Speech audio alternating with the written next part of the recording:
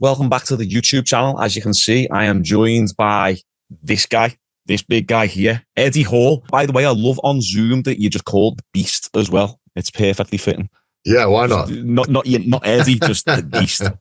Eddie has got a fight coming up, 2 versus 1 MMA fight in a couple of days this Friday, and we've covered a lot of Eddie's fight content, and I always find it interesting, especially when people are crossing over from other sports. So I'd love to dive in today with a little bit about your training, how that's looking, challenges this fight is going to present you. But yeah, nice one for hopping on anyway, especially last minute. Pleasure to be here, mate. I've watched a few of your videos, man, and you've always been very pleasant about people. Yeah. Great to see. Makes a change from normal people talking about fighters. Oh, he's shit, he's wank, he's this, he's that, he's a prick, and it's like, this is, you're very refreshing. So it's thanks. It's very hard in the fight game to be unbiased. A lot of people always have the biases and the preconceived notions about how fights are going to turn out, or narratives that they build into their own mind. So it's very difficult to try and be unbiased. Speaking of which, I'd actually like to go back a little bit to your earlier fights. When you was against Hafthor Bjornsson, you was fresh off the Bicep tear, wasn't it? How much time was it between that Bicep tear and the Hafthor Bjornsson fight, was it? Oh, geez. So I had the bicep reattached at the end of July, and I think the fight was March. So we're talking 6 months, I think. Yeah, you say about people saying negative stuff, but I remember like people were saying in that fight, oh, Eddie was only throwing 1 punch, this and that. And I was defending, saying, yeah, but he's just had a bicep tear. And okay, even though it was only 6 months, that's enough to even just be like, whether there was physical limitations, but even just the psychological aspect of not wanting to throw that punch. Yeah, I mean, I've seen a few breakdowns of the fight. So bear in mind, I am a right-handed fighter, and I was for the entire camp. I fought, left foot forward. Yeah. And so my left arm was the bicep detached. So that's my jabbing hand. Right. I threw, for the 6 3-minute rounds, I threw 18 jabs. Right. And I didn't throw any hooks because I was so scared to do it. Basically went to that fight with 1 arm. And this is true. So when I detached the bicep, it was 8 weeks before the fight. It was meant to be in September, at the end of September or something. And I rung the promoter up, and I was like, look, man, I've ripped my bicep off the bone. I'm going to have to get surgery, get it reattached. And straight away, he's like, I'm going to have to postpone the fight. I was like, no. I'll still fight. I will still fight with 1 arm. I'm not bothered. But he was adamant. He's like, wouldn't let it happen. Wouldn't let me fight so close after the surgery. And I wish I'd have forced his hand. I wish I'd have made him take that fight, because it literally meant that I had 6 months. Well, I had 3 months in a cast. Literally couldn't use my arm. Probably took me a good 4, 5, 6 weeks to get my arm moving again. You got to get full extension and stuff. Yeah. So really, I only had about 6 weeks of using my left arm going into the Thor fight. And that was a massive disadvantage. In some ways, I just wish they'd let me fight in September with 1 arm, and I would have just gone in southpaw. I had to change my stance.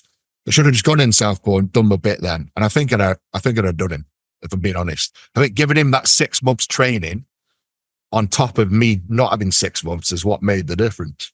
I can get behind that, because you knocked him down, was it once or twice in the fight?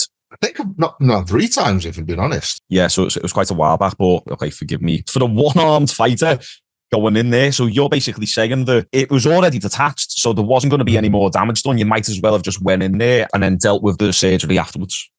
That's what I wanted to happen, yeah. But the promoter was like, no, get it reattached and we'll schedule for later in next year, which was done. But yeah, but no, thank you for saying so, because I'm not a man to sit here and make excuses. I genuinely, in my head, and this is genuine, I genuinely believed in my head I was going to go in and beat Thor with 1 arm. So it's on me. I went in knowing I had a arm, and I still thought I'd win. Didn't go that way. And that's fighting, Yeah. And unfortunately, it's the same with any fight. There's a lot of trash talk on the build up and that, but there's still people out there who don't understand that, look, you've got to sell the fight. People would not tune in if you was like, oh, well, we'll see how the fight goes. Yeah, exactly. Maybe he might win. And it's like, no, you have to double down on your belief that you're going to win. Even if you go in with the idea that that you might lose, you cannot say that, because you have to convince yourself in the fact that you're going to win. Yeah. But then people use that against you post-fight then and say, oh, well, look at all that trash talk. And it's like, well, of course they do. I mean, look, you've got to have that bravado. You've got to think you can win. You've got to show you think you can win for people to, as you say, people want to tune in. And me and Thor, like the build up to that fight was insane. Like we were at each other's throats, you know, in gyms, in the street. And put it this way, man, I think the website was built for 50 million people to watch that fight. And the website crashed because there were more than 50 million people watching that fight. So it worked. You know, we put that many bums on seats wanting to watch that fight. It worked. It was the most watched fight of 2022, I believe. Yeah, because I remember there was so much animosity around the deadlift. It's funny because I think it was the first time that we'd seen, I know we're going a little bit off topic here, but I really wanted to talk to you about this. And it was the first time that we'd seen two people in another sport argue about what had gone on within that sport and then go, right, okay, rather than try and beat each other within that sport, let's fight. Like, and I love that. I think it was Joe Rogan who said that, actually. He said, like, you know, even like the strongmen of the world and basketballers or footballers, when it comes down to who is the man, it's like, let's get the gloves on and throw down. And I love it. I think we need more of that in this day and age. I do. I mean, look, it was one of the most fierce rivalries in strongman, and it transferred over into a boxing element, which, it was entertaining. It was entertaining for myself, let alone anyone else watching. So, okay, awesome. So, well, that takes us into my next question. So, you was set to take place in the 4-man MMA tournament against Mitch Hooper, and you was doing a lot of MMA training. Before we jump into that, how was the training for MMA? Obviously, there's a lot more grappling, a lot more isometric and eccentric contractions on that bicep. How did the bicep feel going into the MMA training, contrasted to the boxing training? Yeah, so I mean, the bicep, we're talking 2 years on from the bicep reattachment. So the bicep was feeling really good. And they do say from any reattachment, you've got to give it at least 12 months before you can put any maximal load on it. Ideally, 18 months before you can fully use that bicep again. So it's good timing. You know, it was like 20 months after the surgery, getting the strength back up in the gym as well, you know, doing loads of bicep curls, getting the strength back in the bicep. So it was good timing in that respect. Got stuck in the deep end, you know, with an MMA coach, G Oaks and Jake Oaks, and just got stuck in. Learned all the grappling. We did 6 months solid. We did two standing sessions a week, 2 grappling sessions a week, and learning with them for the first couple of months. And then we started bringing in people to spar with on the ground game. I ended up going up against a black belt in jiu-jitsu that was 120 kilos, something like that. And that was good training. That was good fun. Like we never submitted each other ever. So that was good fun. That's good. 120 kilos. What do you weigh then? About 140, 150, something like that? No, 165. Oh, okay. Yeah. That like where you're speaking to a girl, don't ask her her weight. Yeah, pretty much. It's hard to get those big grapplers as well, like especially big ones who are skilled. So it was good that he was able to get that training in. Jake Oaks, is that the kickboxer, lads? He's the European, I think it's K1 kickboxing champion. Yeah, because I've seen the video. We've done a reaction video to yours, his, and Tom Aspinall's punch machine. That was a fun video. Yes. So Jake was on that, Yeah, he's a powerhouse. So you've been doing a lot of striking work with Jake then, Jake and his dad. Yeah, his dad, G. His dad's been in the MMA game since he was a pup, you know, since like 16. He's in his 50s now. And what he doesn't know about fighting isn't worth knowing. And obviously his son's been brought up from age 5 doing jiu-jitsu, kickboxing, whatever else. So they're, you know, the 2 super handy guys. There's not many people that scare me on this planet. And those 2 do. Like, just because it's the vicious little bastards, pair of them. And I tell you what, it's always the old ones as well. The old fellas, the wise ones, they being around the block. They've always got that aura about them that they are quite scary. It's like, well, wouldn't cross them, even though you know well, I'm young, I'm fit, I'm massive. Yeah. It's that, but I think it's a respect thing as well, isn't it? It is. I mean, so Jake's dad, G, I've grown up in Stoke, and G Oaks is a big name around here. So, I've heard some stories of him. He's done some horrible things in the past. I'm not gonna out him, but he's a scary man. But he's also the nicest guy you'll ever meet. I think that's always the case, isn't it? It's the true alpha, the one that can do the most damage, that doesn't need to swing his bollocks about and tell everyone how hard he is. You just know it, and he's one of them. Scary fucker. Yeah, I'm made up you said that because we talk about that a lot on this channel. Since you came into the fight world, have you noticed that like some of like the toughest killers, Tom Aspinall, for example, like are just cool, down to earth characters. Yeah. Oh yeah. No, yeah. I mean, Tom Aspinall's great. He's as you say, he's just like this in the MMA world. He's the alpha, isn't he? He's the number one right now. Yeah. And I've been up and trained with Tom, and he's just so humble, down to earth, just such a cool guy. Yeah. So yeah, I love that. It grounds you, doesn't it? Martial arts grounds you, because you always know that there's someone who weighs 20, 30, 50 kilograms less than you who can whoop your ass. So when you're walking around the street, you don't feel the need to try and peacock or posture to anybody, because you're humble in yourself and you're being humbled. And I think that's an important thing that a lot of men should have in their lives these days. Right, anyway, without me segueing even more, going back to the MMA tournaments. So for anyone who doesn't know who's watching the channel, Eddie was set to have an MMA tournament in Qatar, wasn't it? Qatar. And he was meant to fight Mitch Hooper, who's the current world's strongest man. And then Brian Shaw, former world's strongest man, was meant to fight Martin Ford, who's just a massive bodybuilder. What, from your perspective, telling us the details that you can, what happens with that? Two guys originally, one called Jay and Shaun.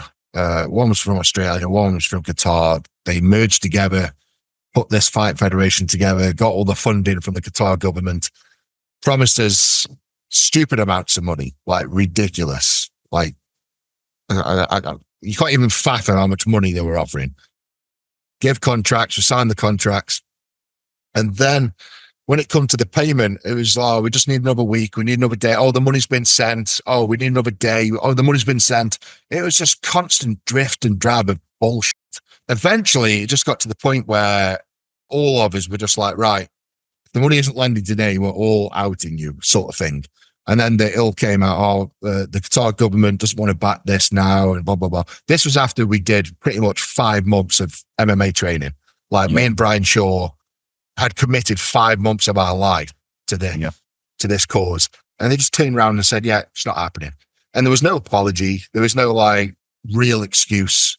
It was just some bollocks blaming the Qatar government. Shaun was blaming Jay. Jay was blaming Shaun.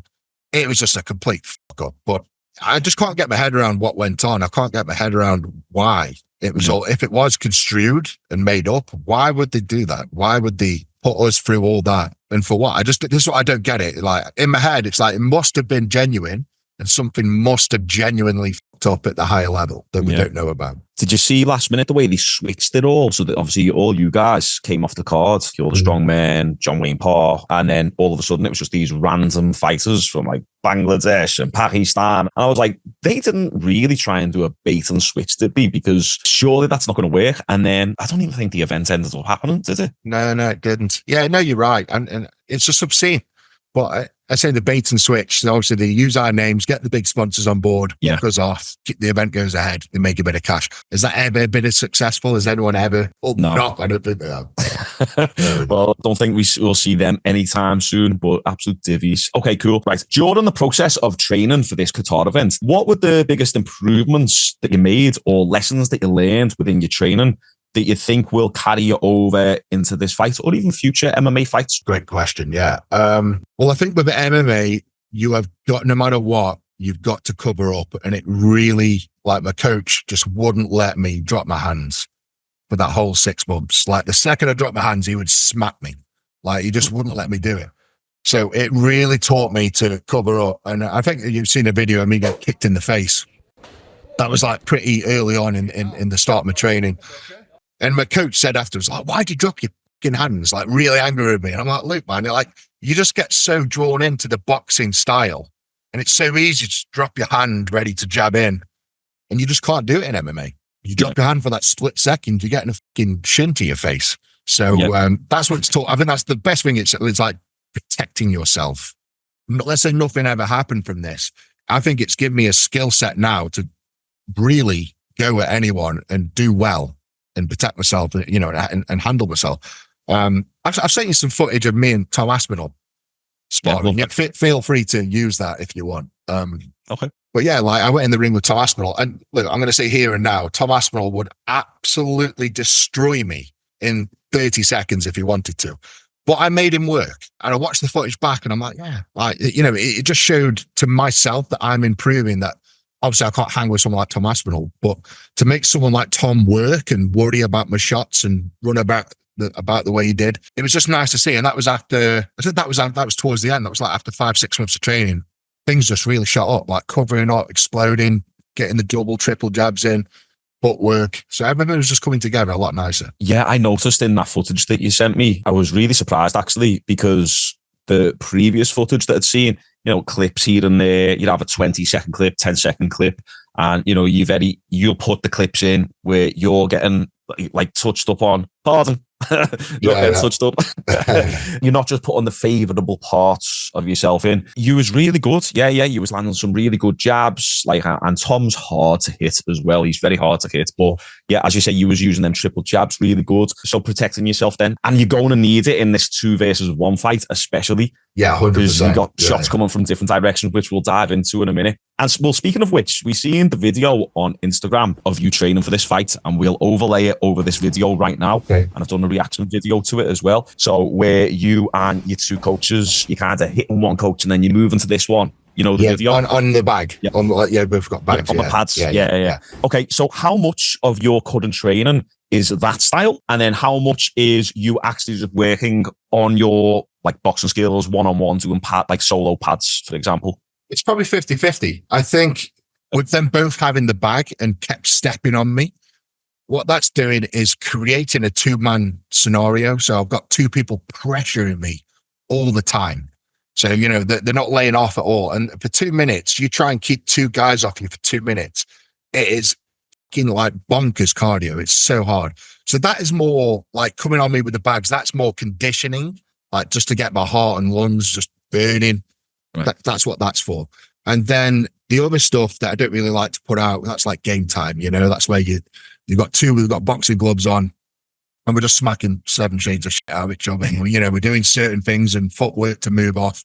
But again, that's kind of in conditioning as well, because I've got 2 guys pressuring me all the time. And I guess that's the key here is with 2 people at once. For me, it's the cardio that's the biggest danger, because you're not got to think about it. It's the pressure from 1 fighter. It's the pressure from 2. So you've got 2 blockades, you've got 2 shots, you've got 2 different footworks. So you basically, everything's doubled. So you've literally got to do twice the work. So the cardio is insane. I mean, bear in mind, I only signed this contract, I'm going to say 5 weeks ago. Yeah. I was out in America, signed it 5 weeks ago. I've literally come back and I've had 2 weeks training to get fit. It's been hard. It's been hard. So I made up that you said about the cardio as well, because I seen someone in the comments say, "Oh, Eddie, your cardio, this and that." But I think what people underestimate a lot is you've got your swimming background. Yeah. You've actually done a lot of boxing training. The last 2 years, you've done a lot of boxing training, your MMA training, but then also Strongman itself is quite tough on the cardio. It's not just doing a 1-rep max bench press. Yeah. You need good cardio. So for a guy of your size, your cardio is decent, I'd say. No, 100%. And I'd say 90% of that cardio has come from the swimming background. Once you've grown those lungs and heart from the cardiovascular, from something like swimming, your body never forgets that. Like, I always have big lungs and I'll always have a big, strong heart. The good thing with Strongman is you've got to be so explosive for 60 seconds.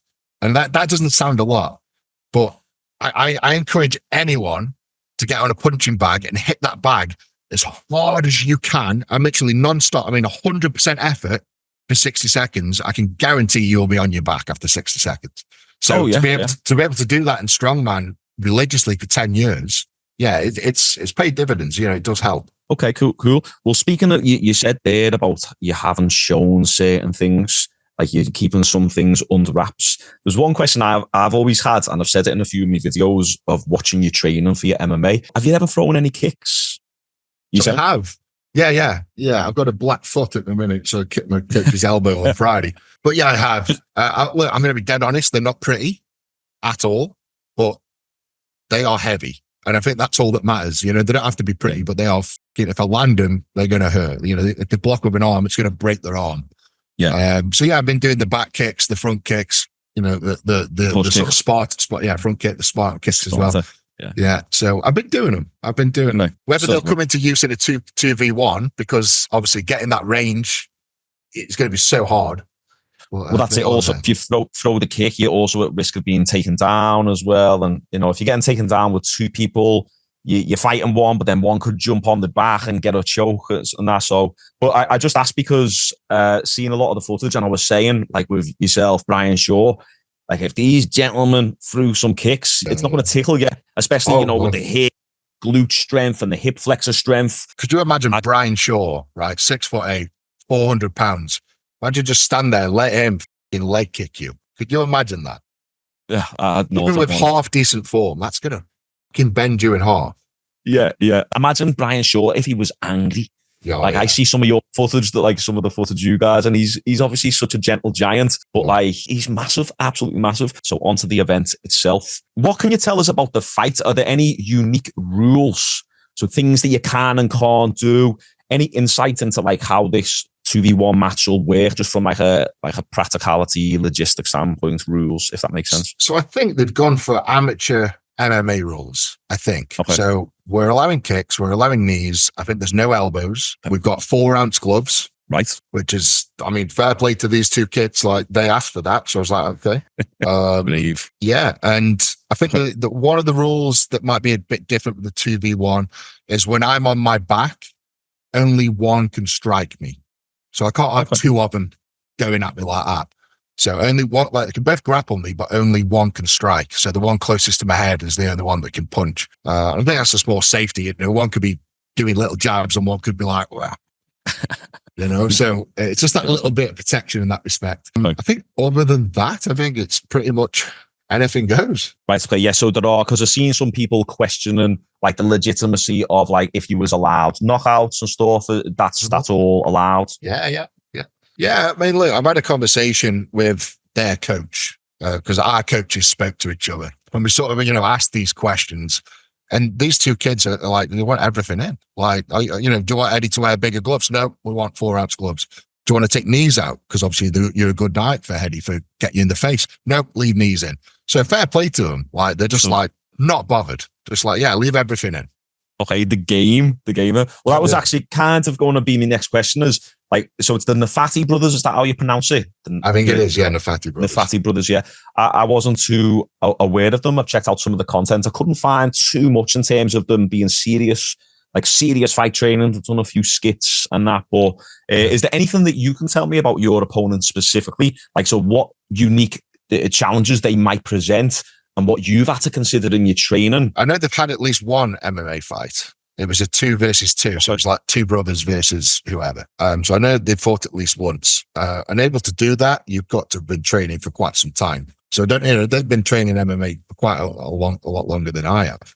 Right. Okay. What can I tell you about them? They are relatively small. I think they're 5'5", about 65 kilo each. They are brothers, not twins, but they look like twins. They're identical brothers. And I think the biggest aspect really is fighting with your brother is going to give you that little bit more adrenaline and drive. You see someone on top, think about my brother. If I saw someone on top of my brother wailing in, it's going to give you that fight or flight to do some damage. So that's going to make it quite a difference, I think, as fighting brothers. They're going to be a lot more game. They're not going to give up as easy on each other, because if one fails, then that makes the other one limp, doesn't it? It really leaves them out in the open. So I think they're going to go until they're literally unconscious. Okay, I like that analysis actually about the brother aspect. I didn't even consider that. Now, I'm going to ask this question, and I hate it when MMA media or boxing media ask this question, but I feel like I need to just ask it anyway. What insights into your game plan can you give us without giving too much away? Are you going to fight a bit more defensively? You're going to go on the attack? Can you give anything away? Well, we've been over so many sort of scenarios of what could go down, what could work well. One would be obviously it's all how you feel on the night, what goes in your favor. If I manage to smash one or just catch one, a nice short, sharp jab square on the face, see his eyes rolling a little bit, just lay into that one. You forget about him. You can do whatever you want. Just keep going at him. He'll be down and out, in no time. And then there's also the method of, keep him away, keep banging him away, and just wait for someone to get too close, pick him up, slam him, keeping one in between the other one. There's so many different scenarios. We've been through them all. And I think we've just sort of covered all areas, really. There's no winning strategy because I've never done a 2v1 before. So until you've actually got in there and done it, I have no clue, to be honest. It's winging it. Yeah. Okay, so you're prepared for all different outcomes. I've seen someone say, Eddie, learn how to fight one person first before you take on two. And I'm like, I think that's a bit of a silly okay, yeah. So learn how to fight a 6'10", 150-kilo guy before you. Okay, cheers, mate. Yeah. Good advice. Thanks. Okay, cool. What was the main motivation in doing like an MMA event like this, or just MMA in general? Yeah, so I'll be dead honest. I was going to do a bodybuilding show later this year. That was my, I announced it. Right, this is it. I'm gonna do bodybuilding. Then these motherfuckers from Qatar come with this bullshit, offered me a stupid amount of money. So I was like, right, I am now doing MMA. They're like, just completely dumped the bodybuilding out my head. This is now the avenue. Did 6 months of training for that. That fell through, and I just felt, I don't know. I just felt like I progressed so much and felt like I'd put so much work in that I just felt as though I needed to do something with it. And above all, I enjoyed it. Like, of course, I enjoyed the strongman and the lifting weights, but I just enjoy just banging leather. It just releases so much tension. I feel so good when I go to the gym, bang a punching bag for an hour, come home. I'm just like a different person. So I just enjoy it, Yeah. And that's a big thing of this. You've got to do something you enjoy. Yeah, you feel like it would have been a waste after putting 5-6 months of training in to then just like anticlimax, like do nothing with it and just, okay, back to bodybuilding now. You need to almost seal the deal with it. Yeah, and what the fuck am I going to do in bodybuilding? Other than compete with myself, I'm not going to step on the stage and go against Chris Bumstead or Ronnie Coleman or, Jay Cutler or anyone. I'm never going to be in any way, shape or form able to compete with those kind of guys. It would just be like, if I did bodybuilding, it would be like me versus Brian Shaw, like a guest posing or something. It'd be something like that. So bodybuilding is never going to be a serious thing for me. Whereas with the fight game, I took this fight with these two guys because you don't know where it's going to lead. I've already got so many outfits in my inboxes. I'm talking to Misfits. I'm talking to MMA people in Russia, in Poland, in Dubai. There's just so many people at the minute are like, right, you're in the fight game. What do you want? Who do you want to fight? And it's like, just open up so many conversations. So, why not? Let's earn some good cash, do something I enjoy, and try and leave a little bit of a legacy in something else as well. Yeah, there's a lot more opportunity. That makes total sense. One thing I think about fighting as well versus like bodybuilding, you can control the outcome a lot more. Whereas within bodybuilding, okay, you do all the training, but then once you are on that stage, if you was actually competing, if someone's just got better genetics or better muscle insertions or been training for longer, then you can't do anything in that moment to change the outcome. Whereas within fighting, you've just lost that round, you go and sit down and recalibrate and go, right, I'm doing this wrong. I'm dropping my hands. Right, okay, your coach is telling me to get my hands up. And then if I make that adjustment, I've got a better chance of winning. So that's one little key distinction that I love about fighting is that you have more control over the outcome. I mean, fighting is... 100%. I think fighting is 90% mental. I really do. Oh, totally. Like I know fighters that barely train, but they are absolute fucking nutcases. And mentally, they are harder than anybody else. And that's the truth. There are a lot of fighters out there like that. Bodybuilding, I think you're at the mercy of people's opinion. You could walk on a stage, people could say, oh no, his chest is shit, his lats are shit, his quads are shit. Give him a 4 out of 10. Yeah. Like, you're at the mercy of someone's opinion. Whereas fighting, it's like strongman. You either win or you lose. It's one or the other. That's one thing, because I'm a personal trainer myself. I haven't trained in the last year. People always skip me because I say it every single time on the channel. But I've got a gym here in Liverpool. I've always, let's say, identified and enjoyed more of the strength aspect and the power aspect and the athletic development aspect than the actual bodybuilding side of things. And I think it's because it's a little bit more objective. Like, if you deadlift 500 kilograms, no one can say otherwise. Okay, you can always get a red light on the judge panel and that, but like no one can really say otherwise. You deadlifted that weight. But bodybuilding, 3 judges said that you should have won, 5 judges said that you shouldn't, or 4. Yes, like it's subjective. My final question: is this a one-off, or would you be open to more like fighting stuff in the future? Obviously, you told me about the potential opportunities, but do you think this will continue? I think it will. I think, I enjoy the sport. I enjoy being in the mix. I enjoy training with my coach and his son. It's a lifestyle, fight training. And end of the day, I'm doing something that I enjoy, and if I can earn some money from it, that's the key. You know, people say, I see people say, "Oh, you're only fighting these two brothers for the money." I'm like, well, I am. Well done. Like, exactly. Yes, I'm not fighting it for fucking fun. No. I said that in my last video. People were like, people in the comments are saying, "Oh, he's doing it for the money." I'm like, yes. If you, who works at Home and Bargain or Asda, was offered 100 grand, whatever, to do a fight, you're saying, "Oh, I'm not going to do it because I've got ethics." Like, this is God, that same bloke would suck a for 100 grand. Fucking lying bastards. I hate it. People are so virtuous and like they take the moral high ground and all that, but like as if they would do something different if they were in your position. But yeah, of course, the money's got to be right, hasn't it? So it's just about going forward, the opportunities being right for you. Everyone's got a price. I'll always say that with every situation on planet Earth. There was, I don't know, like prancers or what, but it was like a Eastern European outfit, went around with a suitcase full of money. Did you see that? And they were offering like, here's 100 grand in cash if you let me shag your missus right now. Have you seen that? No. And honestly, like 50% were like, no, we're fine. And then 50% went away, had a conversation one night, yeah? And it's like, everyone's got a price. Every single person on this planet has got a price. Damn, maybe a bit more than 100 grand, like for that level of shame. But yeah.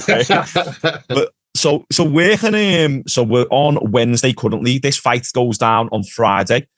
Tell us about like what time it's on, where it's at, if people want to go to it, how they can watch it online. Yeah, so I think there's tickets still available. I'll tell you what, if you go to @World Freak Fight League on Instagram, and all the links will be in there, you know, in the bios and whatever. But I think there's a few tickets left for it in person.